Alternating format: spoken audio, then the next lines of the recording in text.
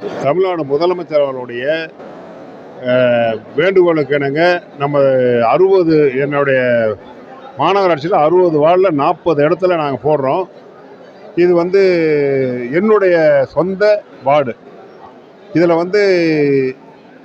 நம்மளுடைய தமிழ்நாடு சுற்றுலாத்துறை அமைச்சர் அவர் இன்னைக்கு இல்லை, சென்னையில் இருக்கார். அவர் தான் நல்லா இருந்திருக்கும். அவருடைய முயற்சியும் தமிழ்நாடு முதலமைச்சர், துணை முதலமைச்சர் இவருடைய ஆதரவோடு நாங்கள் கொண்டு வரோம். மக்கள் அவங்க போய் ஒவ்வொரு ஆஃபீஸாக அலைஞ்சி அப்போ கூட கிடைக்க முடியாத ஒரு சூழ்நிலை இருக்கிற அந்த காலகட்டத்தில் அதிகாரிகளை விட்டு வீடு வீடாக போய் இந்த முகாமுக்கு வர சொல்லி அவர் ஆர்டர் போட்டிருந்தார். அதே மாதிரி எல்லாம் போனோம். நாங்களும் போய் அரசியல்வாதியை நாங்களும் போய் ஒவ்வொரு வீடாக சொல்லி இன்றைக்கி எல்லாம் வந்திருக்காங்க ஒரு இன்முகத்தோடு எல்லாம் உடனே நடக்கும் அப்படிங்கிற ஒரு ஆதங்கத்தோடு அந்த சந்தோஷத்தில் வராங்க.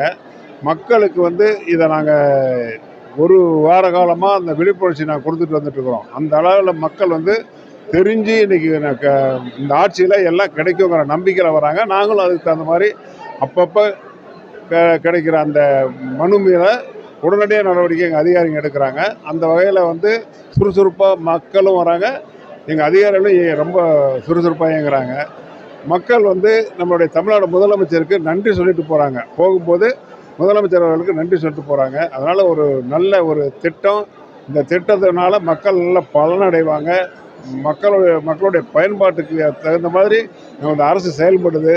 அடிமட்ட, அதாவது சொல்கிறதுனா எதுவும் கிடைக்க முடியாதுன்னு நினைக்கிற அந்த மக்களுக்கு கூட உனக்கு என்ன வேணும்னு கேட்டு தாய் உள்ளம் கொண்ட முதலமைச்சர் அவர்கள் நல்ல முறையில் செஞ்சு கொடுக்குறாரு. அந்த வகையில் மக்கள் எல்லாம் பயனடைய நாங்களும் முதலமைச்சரோடையும் சுற்றுலாத்துறை அமைச்சரோடையும் சேர்ந்து வாழ்த்துறோம் மக்களுக்கு.